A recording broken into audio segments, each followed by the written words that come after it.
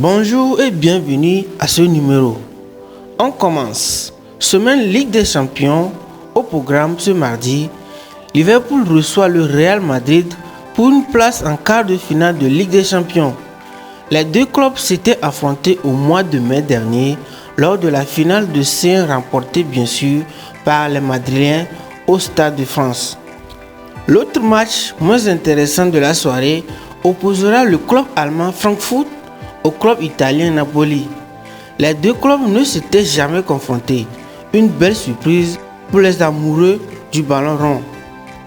Notons tout de même que les stats penchent en faveur du club italien.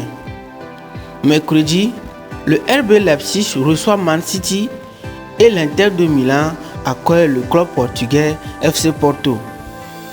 Allez, on file un championnat néerlandais qui nous a offert une belle image ce week-end. Le sport, ce sont les émotions, au niveau sportif, mais aussi au niveau humain. Ce championnat l'a encore prouvé ce dimanche. Alors qu'il inscrivait le 4e but de la JAS FC, le Ghanéen Mohamed Kudus a célébré son but en enlevant son maillot pour montrer un t-shirt sur lequel il rendait hommage à son ancien compatriote Christian Atsu, décédé tragiquement. L'arbitre de la rencontre n'a pas voulu suivre les règles et n'a pas sorti de carton. Une première dans le football.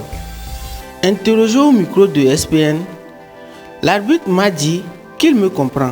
C'est une situation plus grande que le football, a-t-il déclaré. Enfin, une bonne nouvelle au PSG. Alors que certains le considèrent forfait pour le match retour face au Bayern en Ligue des Champions, Neymar n'a pas renoncé à être rétabli à temps.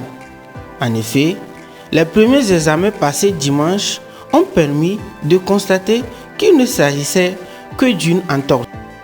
À en croire le Parisien, le club table pour l'heure pour 3 ou 4 semaines d'indisponibilité.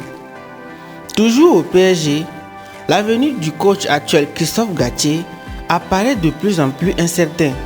La piste Zinedine Zidane est déjà lancée pour lui succéder sur le banc parisien. Allez, on passe à l'actualité sur le foot togolais. Kevin Denke, l'international togolais et le Cercle Bruges ont été accrochés à domicile ce dimanche par le club Bruges 2 buts partout malgré un but du Togolais. Allez, je me lance. L'armée burkinabé annonce la fin des opérations de la force française sur son sol. Si le journal vous a plu, n'hésitez pas à vous abonner pour nous retrouver pour un nouveau numéro.